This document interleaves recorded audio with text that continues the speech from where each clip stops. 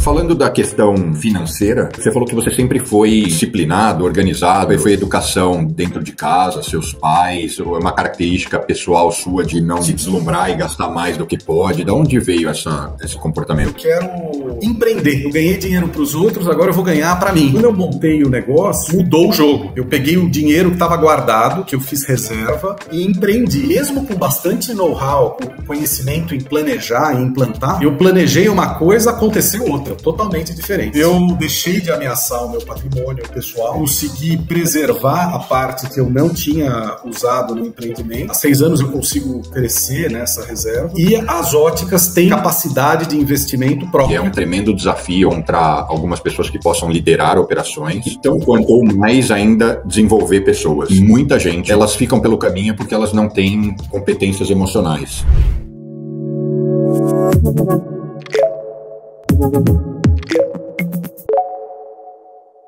Está começando mais um Wall Street Cast, direto de Nova York. Na verdade, eu em Nova York e o meu convidado em São Paulo. Então, infelizmente, dessa vez não teremos a bonita vista da Times Square. E hoje eu recebo um executivo que estudou administração, mas que passou por várias empresas, sendo as últimas. Ele foi CEO da Rede Fasano, da área de hotelaria e restaurantes, e atualmente ele toca a churrascaria mais icônica, famosa, certamente acho que a maior do mundo, que é a Fogo de Chão. Seja muito bem-vindo, Paulo César Azevedo Antunes. Caro Bruno, muito obrigado pelo convite, é um prazer estar com você nesse programa, falando contigo e debatendo aí para a audiência, falando um pouquinho da minha história.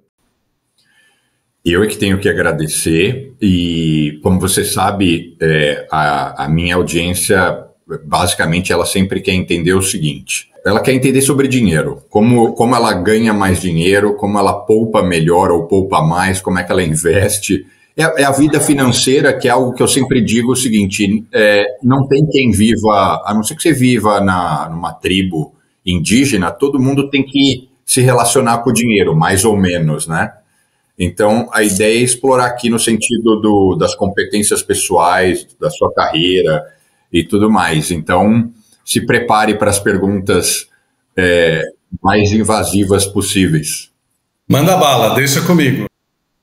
Eu queria começar explorando o seguinte, como que você... porque eu lembro de ter olhado no seu LinkedIn e você, em algum momento, fez uma transição para essa indústria que eu chamaria de indústria de luxo ou de gastronomia, porque até um momento não era a sua praia, né? Verdade. Eu tive 2 momentos longos no início da carreira. Eu comecei, mesmo antes de começar o meu curso de administração, numa empresa de exportação de frutas, a qual eu fiquei quase 4 anos. E aí eu fui pego na carreira, assim, que eu tinha passado por várias áreas dentro da empresa, passei por finanças, passei por operação, a parte realmente de produção ali de tratar as frutas, depois por controle de qualidade, passei por várias áreas e essa empresa acabou fechando por uma crise de câmbio.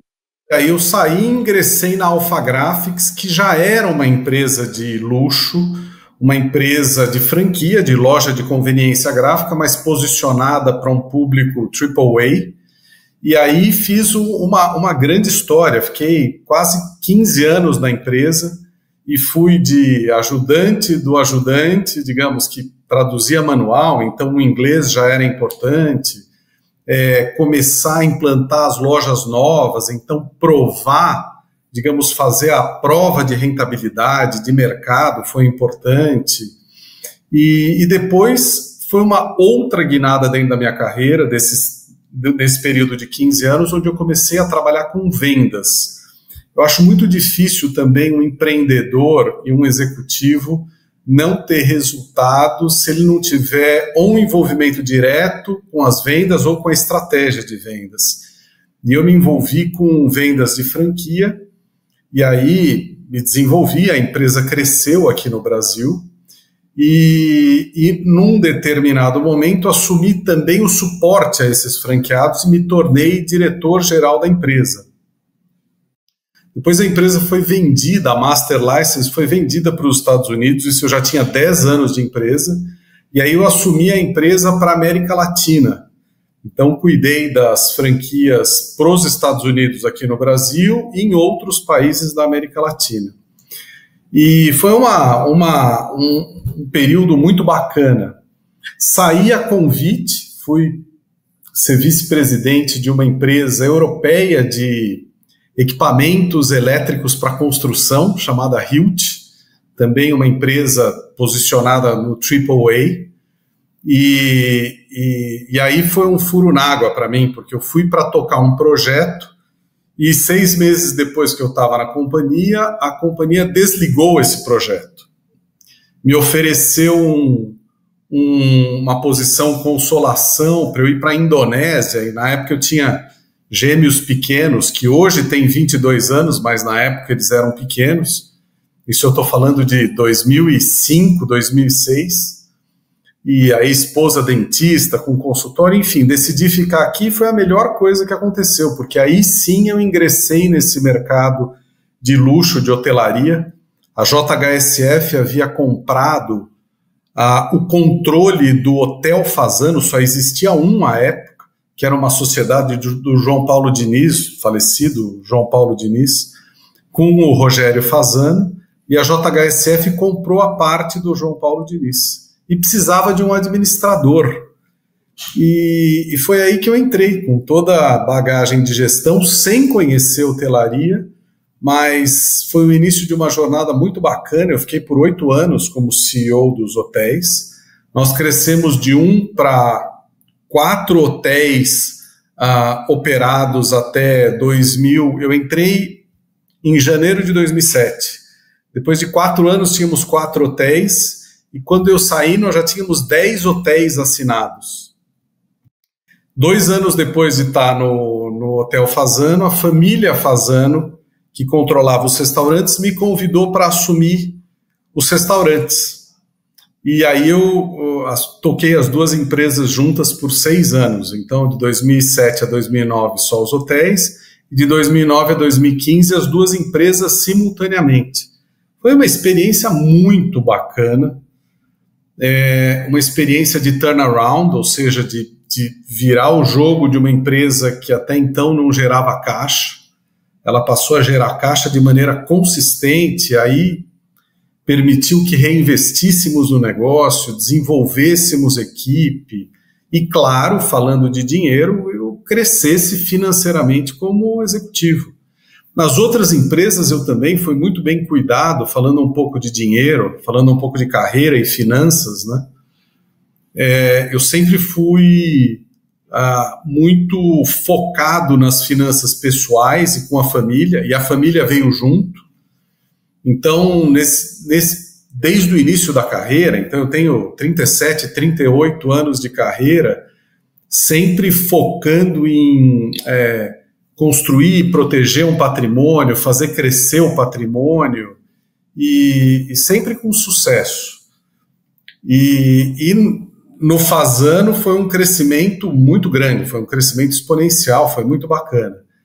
A ponto, Bruno, de eu cometer, eu não vou dizer um erro, mas foi um passo que eu vou te dizer hoje, olhando para trás. Eu não sei, se quiser fazer algum comentário, eu estou metralhando aqui, você me interrompe, hein? Não, está sendo ótimo, pode seguir que está sendo ótimo. Eu depois desses 8 anos de Fasano, eu tinha uma visão assim, poxa, consegui ganhar dinheiro nas corporações que eu trabalhei, as corporações foram muito bacanas comigo de me remunerar, de me incentivar no melhor da meritocracia, né? E eu falei, poxa, eu quero empreender. Eu ganhei dinheiro para os outros, agora eu vou ganhar para mim. E quando eu saí do Fasano, em 2015, eu decidi montar uma empresa de óculos. Montei uma empresa de ótica popular. Tinha alguns amigos dessa indústria, um que produzia lentes, outro que tinha know-how de varejo popular. Aí eu me apoiei no know-how desses amigos, fiz uma pesquisa, pus em pé um business case, propus para o Fasano uma saída longa para que eu formasse uma pessoa e deixasse uma pessoa no meu lugar sem que houvesse sobressalto, né? Aliás, isso em todas as empresas que eu tomei a iniciativa de sair, eu fiz isso assim com transições de 6 meses, de 1 ano. Foi no caso da Alpha Graphics para a Hilt, uma transição longa, e do Fasano para as Óticas Bacana, né, que passou a ser a minha empresa. Mas, voltando, quando eu montei o negócio, mudou o jogo. Eu peguei o dinheiro que estava guardado, que eu fiz reserva, e empreendi. Mesmo com bastante know-how, com conhecimento em planejar e implantar, eu planejei uma coisa, aconteceu outra, totalmente diferente. Vieram crises causadas pelo governo. O governo Dilma causou uma crise monstruosa para a classe baixa, uma crise de crédito, e eu estava no meio do take-off da empresa. E a minha empresa, essa de óculos, de uma ótica popular, extremamente dependente do crédito. Para fazer de uma história longa ou uma curta, eu acabei investindo o dobro do que eu planejei.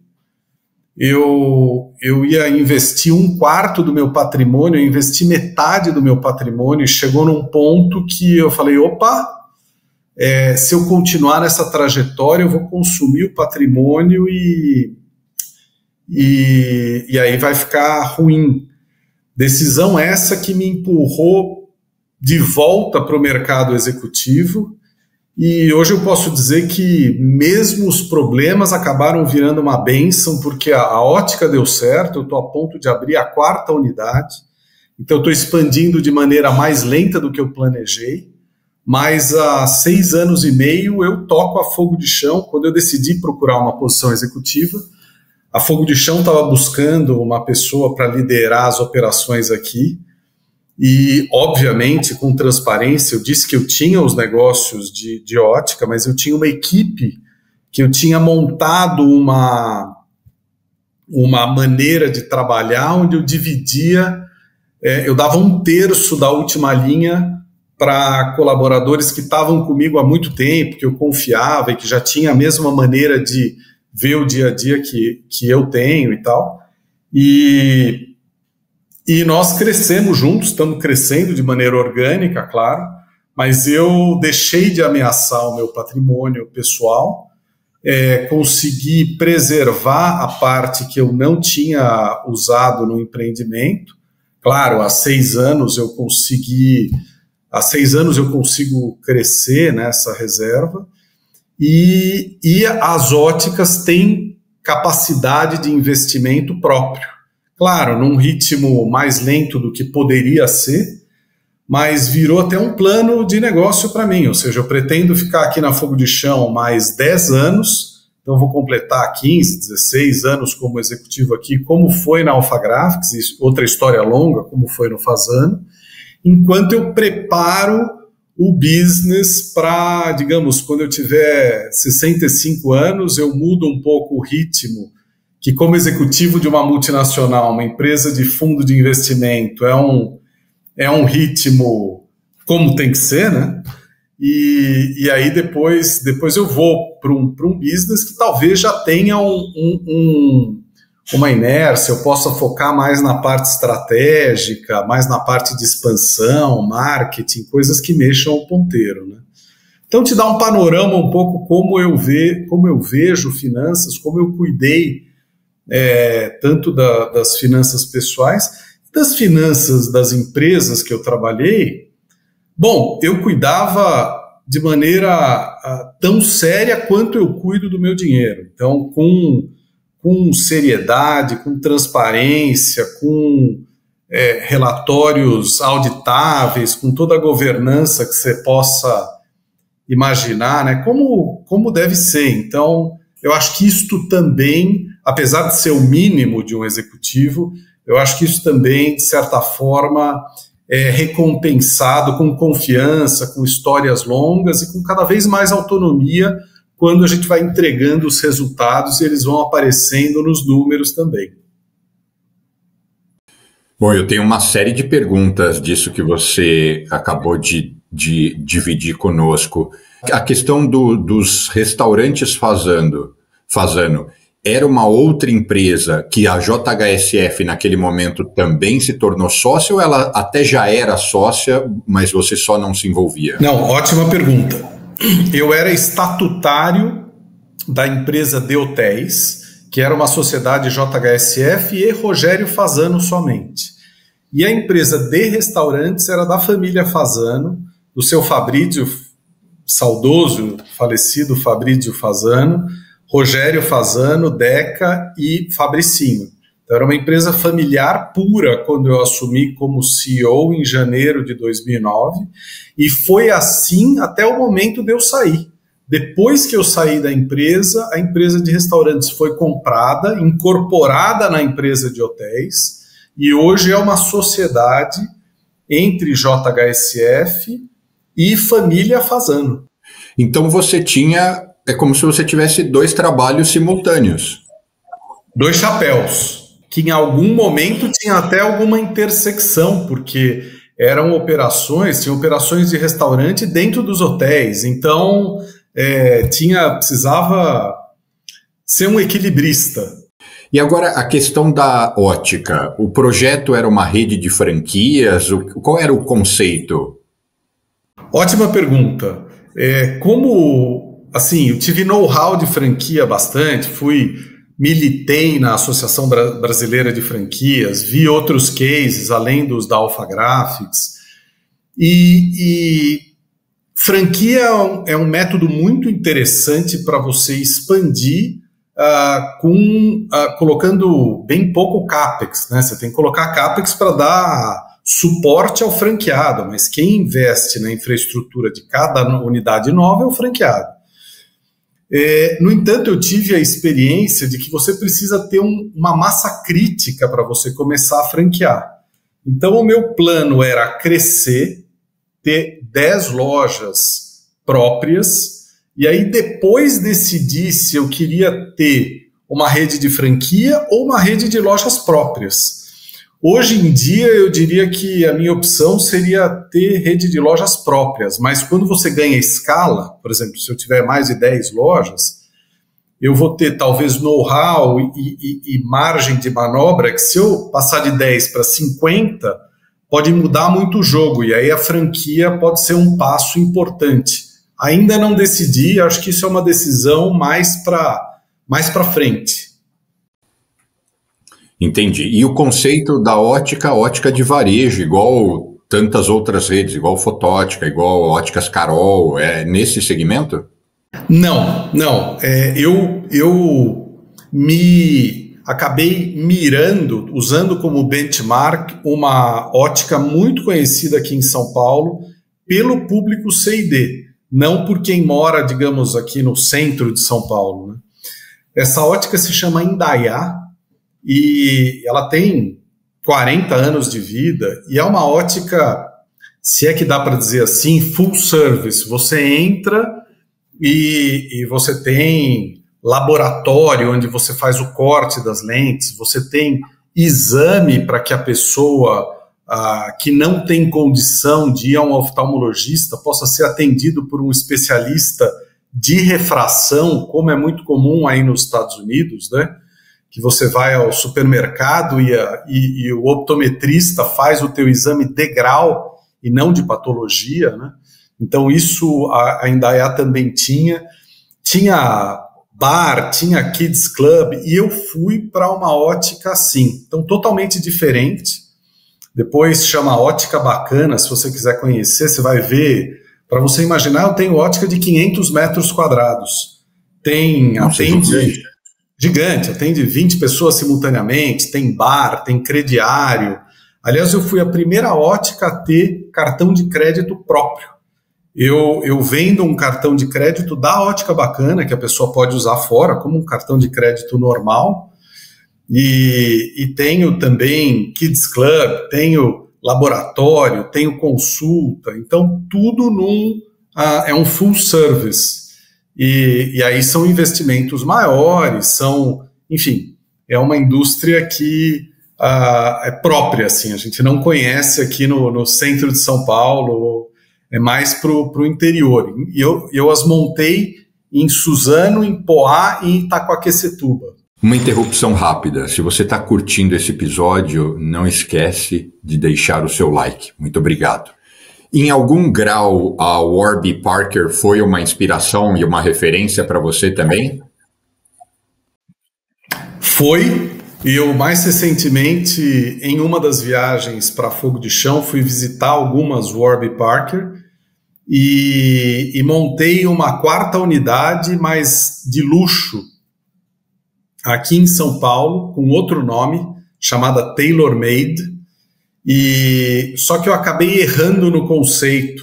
Eu quis fazer uma Warby Parker em termos de design das armações, com um posicionamento AAA, mas descobri que o AAA do Brasil quer marca, quer Chanel, quer Bulgari, quer...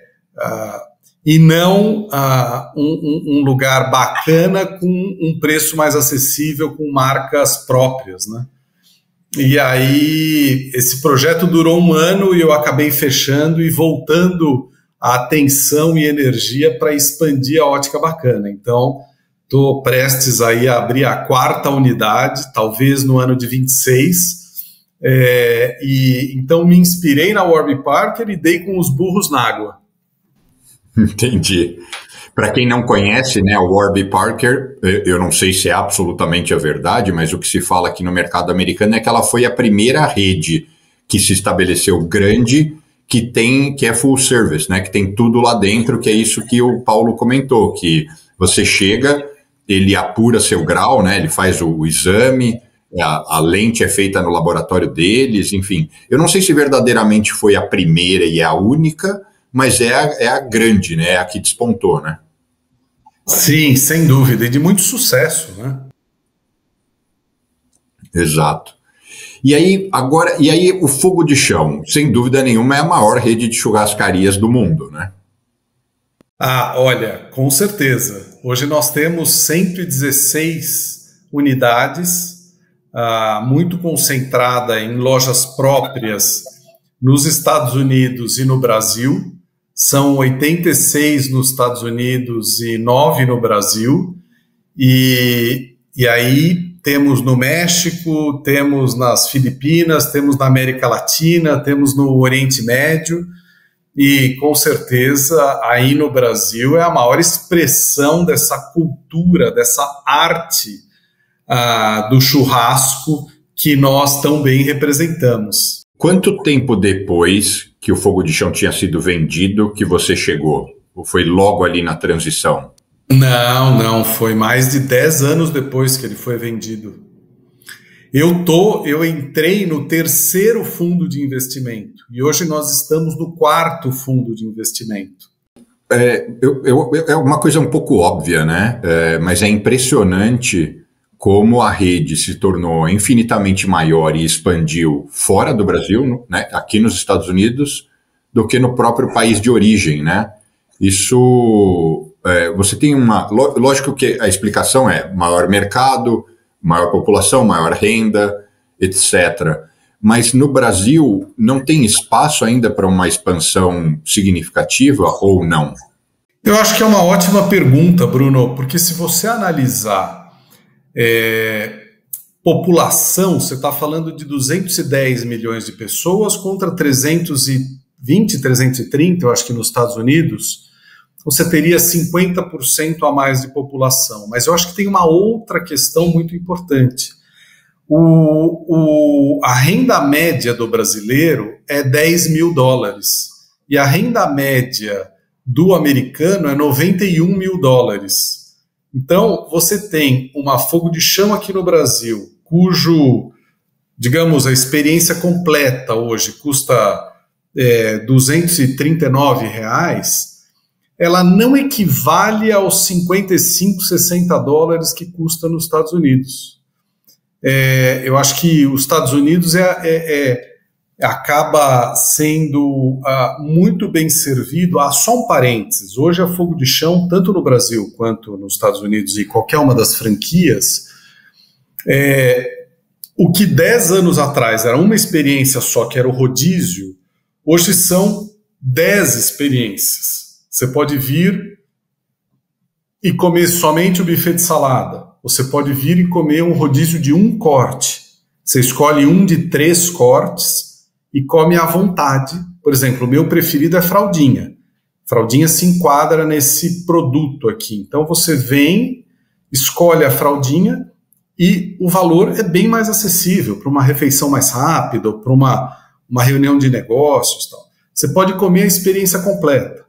Você pode comer um dry aged e combinar com a salada. Você pode comer um wagyu e combinar com a salada. Você pode comer um hambúrguer. Você pode fazer um evento. Você pode ir no bar. Você pode levar fogo de chão para sua empresa. Então, hoje são N experiências. Isso permitiu que nós levássemos a fogo de chão aqui para outras cidades. Ainda assim, tem que ser uma cidade com 1 milhão de habitantes, que tenha a capacidade, digamos, de ter um restaurante com esse posicionamento, com esse ticket médio. Os Estados Unidos têm N vezes mais cidades com esse perfil. No Brasil tem uma concentração muito grande no eixo São Paulo, Rio e Brasília. Claro, tem outras cidades muito bacanas que nós miramos no futuro, Belo Horizonte, Salvador, Curitiba, Porto Alegre, voltar para a cidade de origem, né? Mas tem muito ainda para explorar nessas cidades que nós já temos presença, ao passo que nos Estados Unidos tem 30, 40 cidades com esse perfil. O que eu vejo, olha eu dando pitaco em algo que eu não... Eu tenho muita experiência com franchising, depois a gente pode até falar sobre isso. Desde muito cedo eu trabalhei com um investidor economista que comprava redes de franquia. Mas, falando do fogo de chão, eu vejo uma série de coisas. A primeira delas é que é expandir aqui, além do país ter maior renda, etc., você tem concorrência de coisas diferentes. Mas quando você pensa em abrir um fogo de chão em Porto Alegre, você vai ter aquela churrascaria que já está lá há 50 anos e que ela não é uma rede, ou às vezes é uma rede pequena, mas é que ela é bem estabelecida e está exatamente no mesmo segmento. No mesmo posicionamento, exatamente. Então, você falou e é verdade, quer dizer, o stomach share aí nos Estados Unidos, você tem uma concorrência muito grande, mas você tem um nível de demanda de alimentação fora de casa absurdo.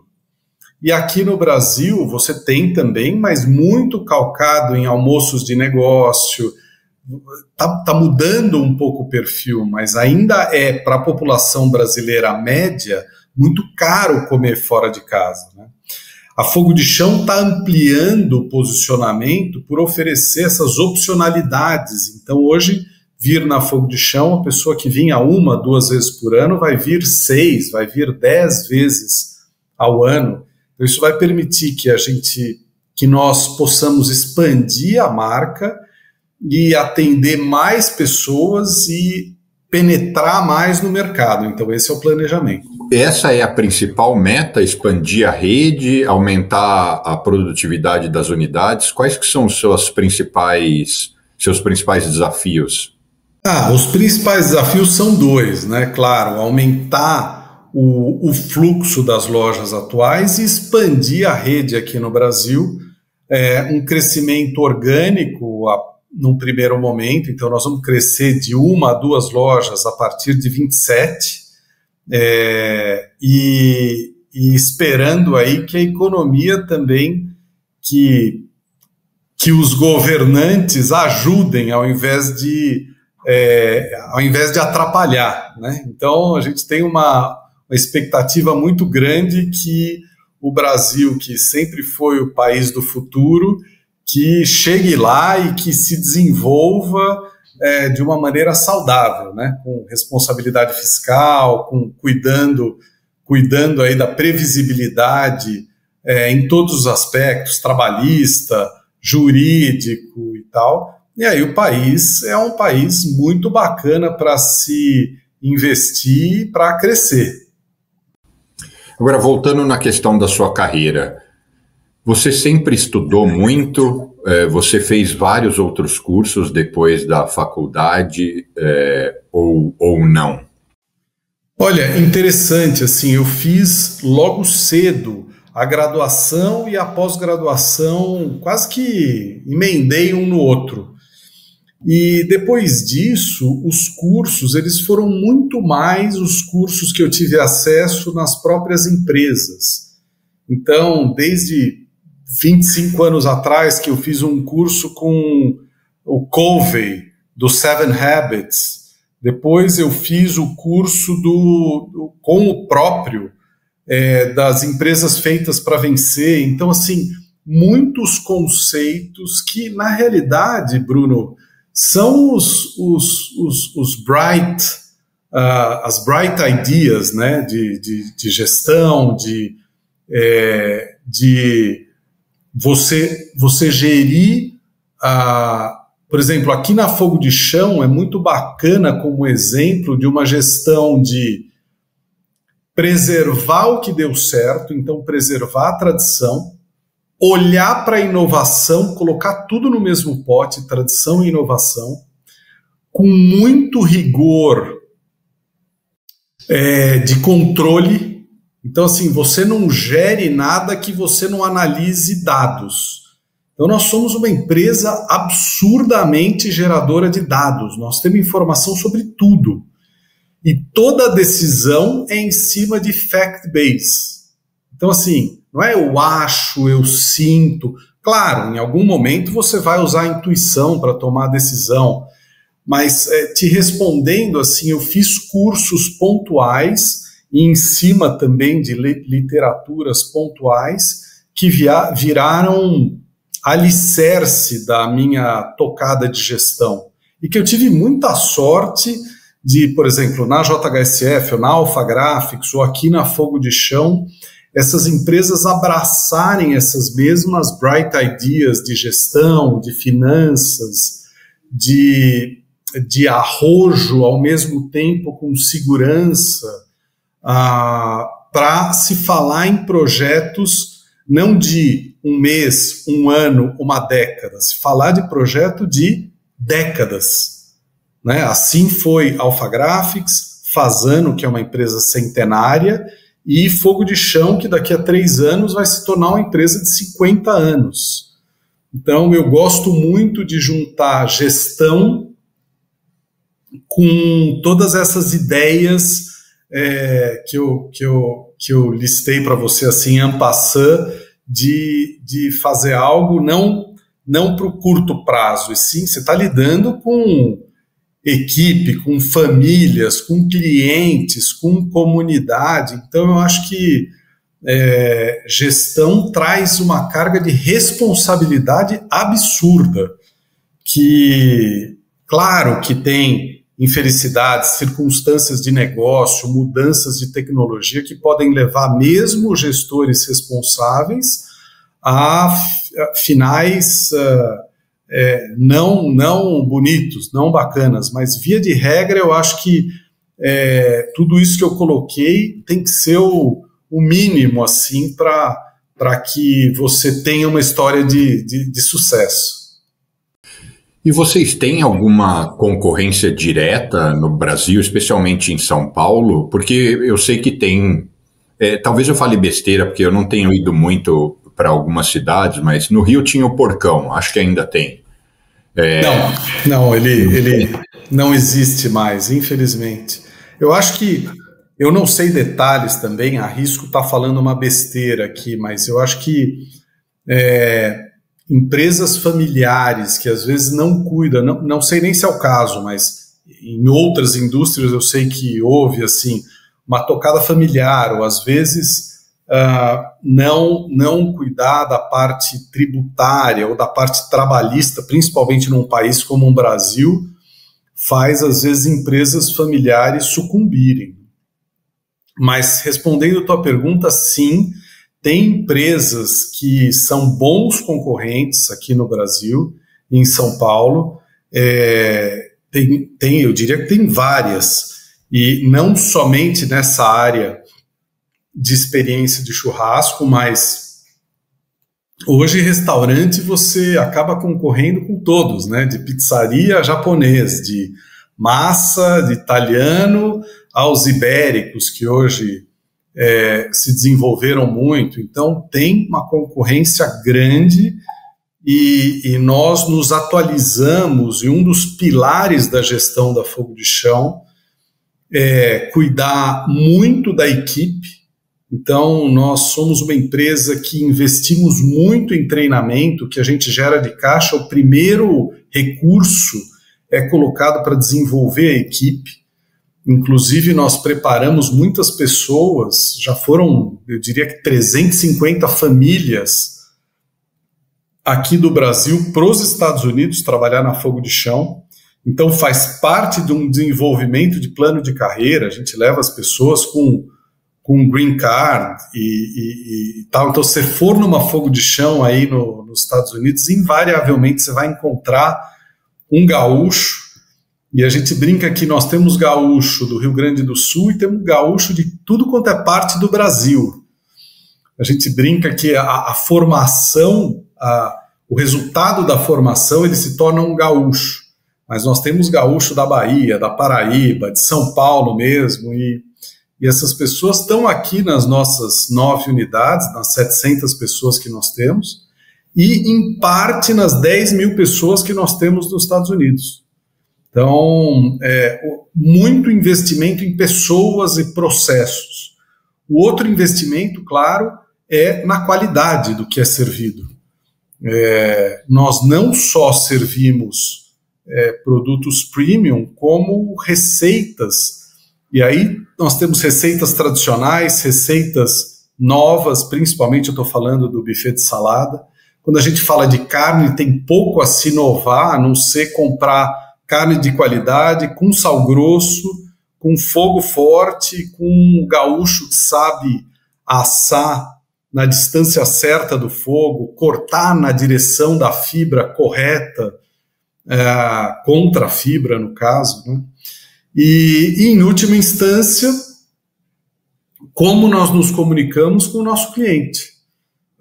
Então, tem as pessoas, tem os produtos que a gente serve e a conexão da Fogo de Chão, que é uma das marcas mais lembradas do Brasil. É uma marca de lembrança espontânea de 83% dos brasileiros.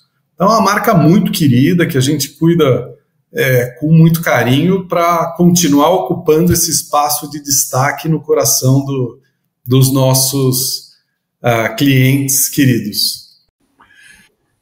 Toda vez que eu vou no Fogo de Chão aqui, realmente tem sempre vários brasileiros que trabalham lá e de fato, quando é um brasileiro te servindo, o toque é diferente, né? Mas aí é até cultural, né? Nós somos muito mais cuidadosos, servis, especialmente até na hora de cortar a carne, quando vem um americano, em geral, não é a mesma coisa. Agora, mudando, a gente fala de uma coisa, vai para o outro lado. Essas suas últimas oportunidades profissionais, você conquistou elas por relacionamento pessoal? Você teve um recrutador, um headhunter? Como foi isso? Olha, as últimas que foram Hilt, Fasano e Fogo de Chão, Hilt foi um recrutador que me achou de uma empresa americana, que me levou para a Europa, né? E Fasano foi indicação de um amigo. Esse amigo foi procurado para trabalhar e ele não topou o projeto, mas sabia que eu estava buscando e me indicou e deu certo. E Fogo de Chão foi recrutador de mercado que me achou também. E um pedido rápido. Eu tenho notado que a imensa maior parte das pessoas que assistem os nossos episódios ainda não seguem o canal. Então eu tenho pedido, não deixe de seguir o canal, ativar o sininho e acompanhar as postagens todas as semanas. Obrigado. Não sei se você pode mencionar se foi um recrutador de alguma empresa dessas conhecidas como Robert Half ou alguma dessas que as pessoas reconhecem. A da Hilt eu não me lembro o nome. A daqui da Fogo de Chão foi uma muito conhecida e agora não está me vindo o nome. Mas uma das mais conhecidas aqui no Brasil. Não, isso acho que já basta para as pessoas terem ideia que, no fundo, essas empresas, Michael Page, etc., que elas, de fato, muitas vezes participam, né, conseguem recolocar profissionais em papéis importantes. Sim, verdade. E você nunca pensou em fazer a ponte de vez e sair do Brasil e vir trabalhar em algum outro país, em particular nos Estados Unidos, já que você sempre teve uma conexão com algumas empresas americanas, né? Porque o Fogo de Chão passou a ser americano, né? Assim como a Alpha Graphics. Olha, eu vou fazer uma colocação aqui para você. Eu já recebi 3 convites para trabalhar nos Estados Unidos. E, inclusive, aqui da Fogo de Chão, né? Como, olha, você topa vir para cá e tal. E eu tenho filhos que estão trabalhando agora, terminando a faculdade. Então eu devo começar a viver um novo momento. Mas você sabe uma coisa que me apaixonaria ir para os Estados Unidos? Nem tem relação com trabalho. Tem relação com andar de moto. Eu, assim como você, sou um fã de moto. E aqui no Brasil ficou praticamente inviável você andar de moto sem estar preocupado de ser assaltado. Aliás, eu fui assaltado 10 anos atrás e não comprei mais moto aqui no Brasil. E sempre que eu vou para os Estados Unidos, eu alugo uma moto e faço um passeio aí, mato minha saudade de andar sem estar preocupado. Então, mas fecha parênteses aqui, isso é a razão não profissional pela qual eu iria para os Estados Unidos. Eu já avaliei, sim, Bruno, e acabei ficando aqui no Brasil por uma série de razões. Fosse ela família, ou trabalho da esposa, ou agora com um empreendimento que eu tenho a ótica bacana aqui, pretendo crescê-la. Então, já pensei, sim, não descarto a possibilidade, enfim... Não mergulhei nesse projeto aqui, depois eu pego umas dicas com você de como foi sair daqui e mudar de Malicuia para Nova York. Então, deixa eu te contar algumas coisas, só para conectar, né, com o que você está dizendo. Recentemente, eu investi numa empresa que, basicamente, ela faz exatamente isso, que é mostrar para um brasileiro qualificado, como é que ele pode mudar para cá no sentido, como é que você tem elegibilidade para um visto EB2, EB3, qual visto? Uhum. Como você constrói o seu projeto? Como é que você não cai na mão de um advogado que vai te cobrar uma fortuna e no fundo vai te enganar? Mas mais importante como que você se recoloca, quais são as boas empresas de profissionais por aqui, como é que você estrutura a sua vida, como é que você contrata o seu seguro-saúde, tudo isso sem ser enganado, né? Porque o que mais acontece com os imigrantes, eles são explorados pelos próprios imigrantes que chegaram antes dele, né? Então, é só para ilustrar. Agora, a questão da moto realmente por eu ainda ter negócios nesse setor, se tornou, o mercado se transformou e pelo menos São Paulo, né, que é a maior cidade do país, ninguém mais consegue andar de moto, não é nem o risco, né, vai ser assaltado, né, quase que é uma coisa certa, né, assim, vai acontecer. Pois é. E isso é muito preocupante, né? Eu não sei se você sabe, eu mantive uma sociedade com a BMW por 7 anos, que era o BMW Rider Experience. Não sei se que legal, eu não sabia. Porque você falou que me conhecia da época que eu corria, né? Então, a minha história com a moto, assim, muito rapidamente, eu comecei a correr, aí eu falei, nossa, isso aqui eu vou gastar muito dinheiro, eu vou criar um negócio para pagar essa conta. Aí eu criei a Moto School. Aí a Moto School foi crescendo, aí depois eu criei o Superbike Brasil, que é o campeonato de moto velocidade, que abriu uma distribuidora de pneus, que abriu uma outra coisa, e foi levando, mas eu mencionei a BMW porque é onde a gente mais sentiu o impacto da violência, né? Porque o papel dessa empresa, BMW Rider Experience, é cuidar da agenda de eventos e atividades para os proprietários de BMW. Só que não se conseguia mais fazer nada, não se conseguia mais estruturar passeio, porque a pessoa não conseguia nem sair de casa e chegar no passeio, ou na volta, depois que chegava na concessionária, voltar para casa sem ser assaltada. Foi como eu fui assaltado. Então, isso realmente é muito triste. Você será muito bem-vindo para andar de moto aqui. Quando for, vamos nos conectar.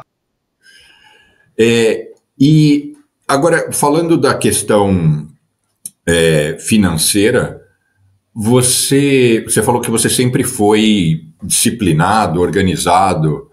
Isso foi educação dentro de casa, seus pais, ou é uma característica pessoal sua de não se deslumbrar e gastar mais do que pode? De onde veio esse comportamento?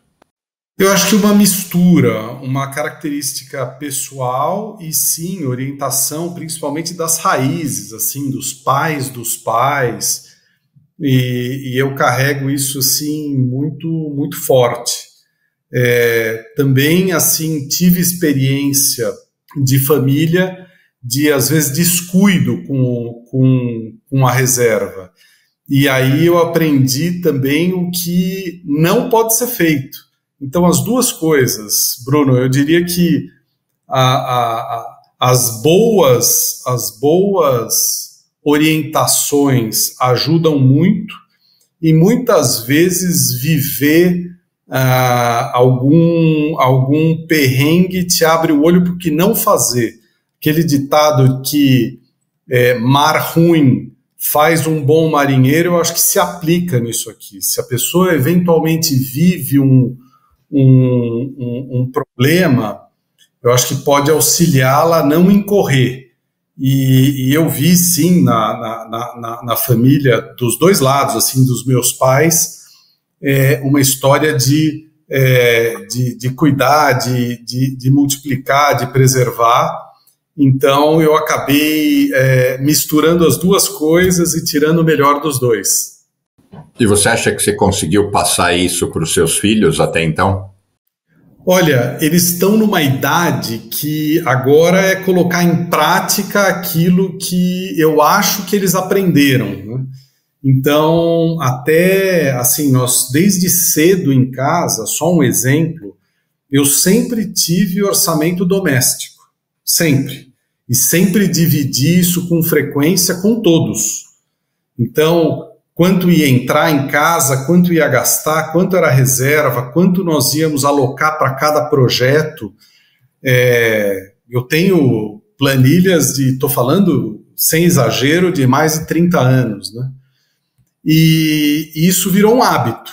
Agora, eles estão num outro momento, porque não adianta você controlar e sem ter entrada, e sem ter o hábito de quando entrar não guardar uma parte na hora. Enfim, tem muitos hábitos que, e principalmente aqui no Brasil, com o problema de inflação, o que você guardar, você investir para ter certeza que você não perca o principal, né, o valor, que ele fique diluído ou mal investido. Então tem vários aspectos aqui no Brasil que eu discuto direto. Eu tenho filho administrador, então é mais fácil, filha advogada, que também fica mais claro, e a menor agora que vai para a medicina, então um pouco longe aí desse eixo, mas que também vai ter que aprender, porque é um business como qualquer outro que tem que ter o cuidado, e na física também tem que ter o cuidado para cuidar do patrimônio e fazer crescer ao longo do tempo.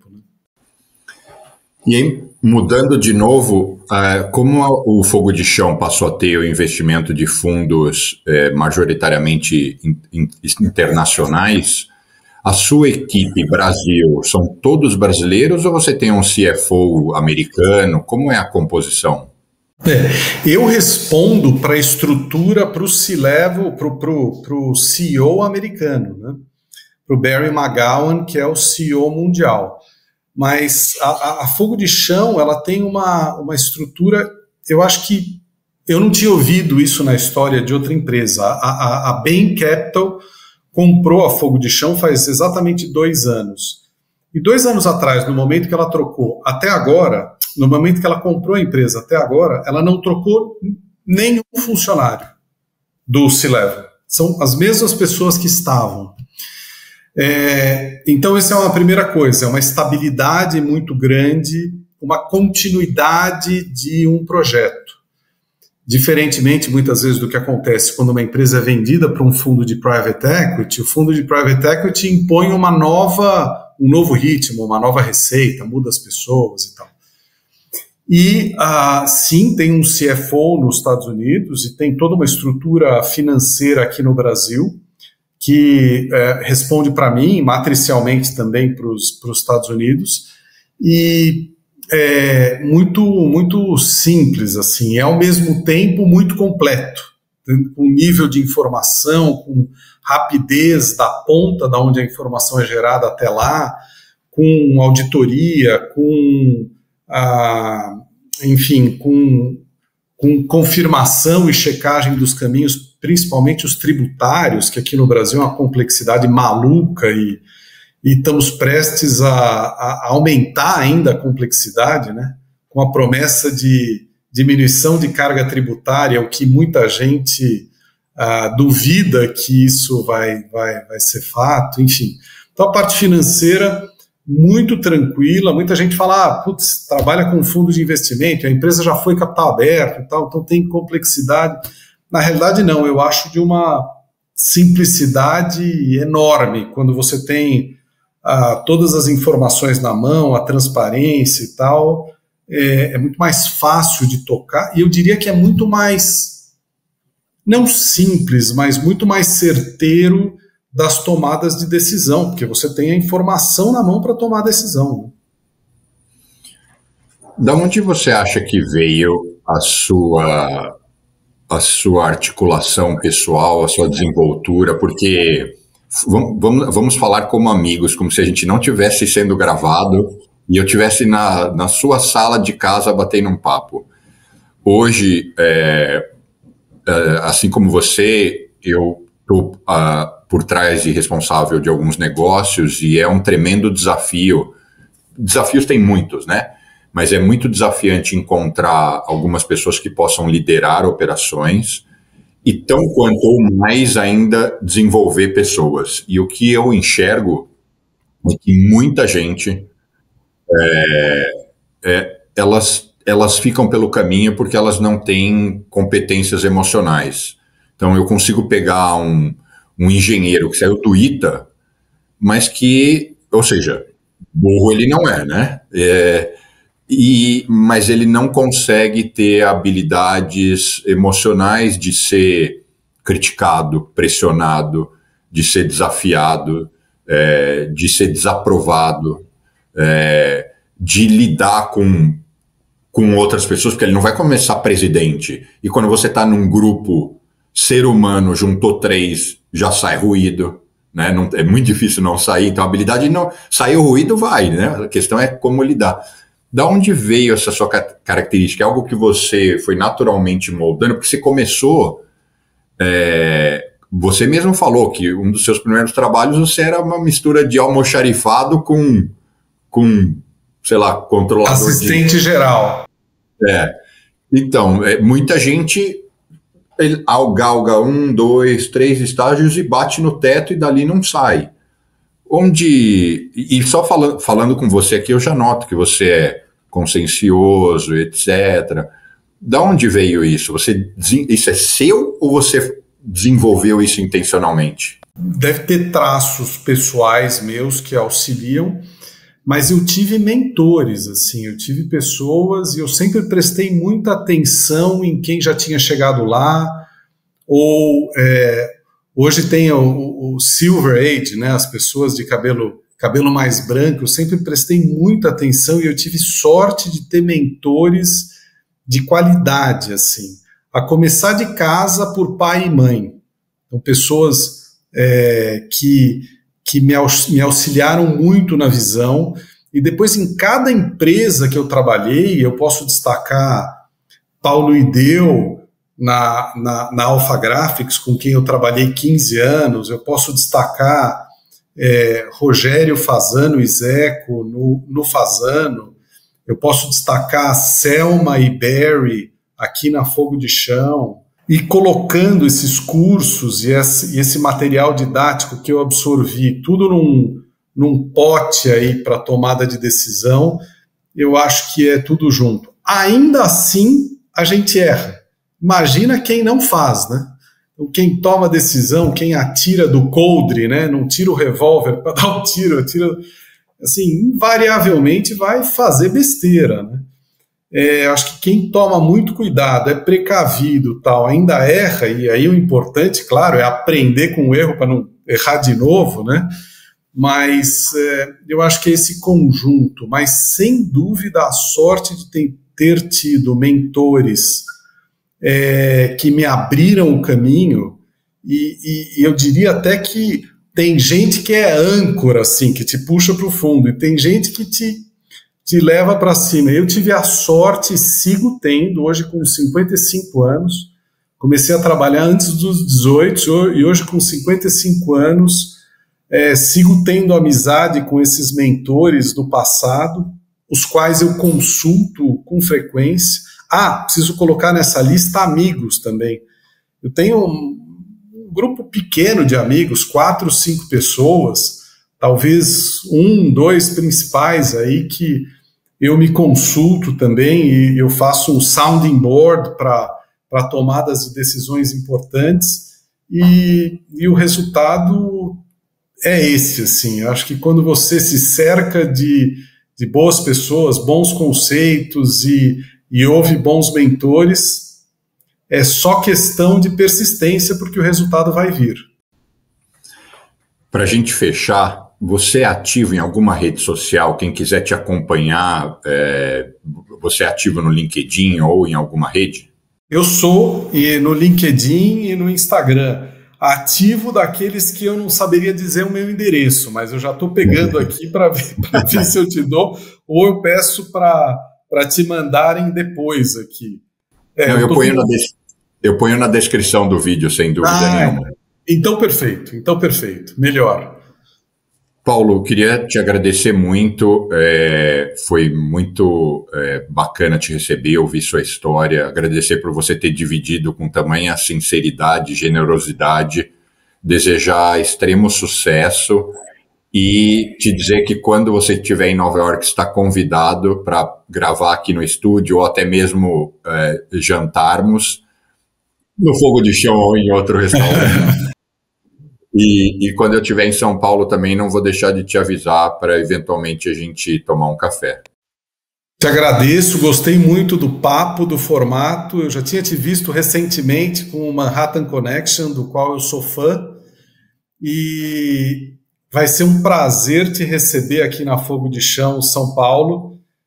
Faço questão de comermos juntos, de te convidar, te conhecer pessoalmente. Se eu for aí, com certeza, da gente comer e, se possível, dar uma volta de moto. E queria deixar um convite também para toda a sua audiência, de que venha aqui na Fogo de Chão, para que a gente possa pegá-los no colo, cuidar e dar a melhor experiência do churrasco do sul do Brasil que eles possam ter. Muito obrigado pela oportunidade, Bruno. Grande abraço. Será um prazer, e sobre o Manhattan, depois eu te conto essa minha aventura, e eu estou me esforçando para não deixar ele morrer, porque eu absorvi a marca, e eu estou ali administrando, falando para o Lucas, não se aposente, faça aqui, e eu tenho até planos de fazer algumas coisas no Brasil. Quem sabe a gente não faz um recomeço do Manhattan ao vivo, fazendo um evento dentro do Fogo de Chão. Olha, eu sou fã do Lucas, do Diogo, do Caio, da época do Pedro, teu antes dessa parte de podcast, jornalismo pela Moto Velocidade, e parabéns, eu não conhecia, fui pesquisar um pouco de você aí também, o teu lado empreendedor, que é o que você falou, que foi o que bancou a Moto Velocidade. Parabéns pela tua história, pelo programa, muito, muito bacana. Foi um prazer estar aqui, conta comigo para o que você precisar.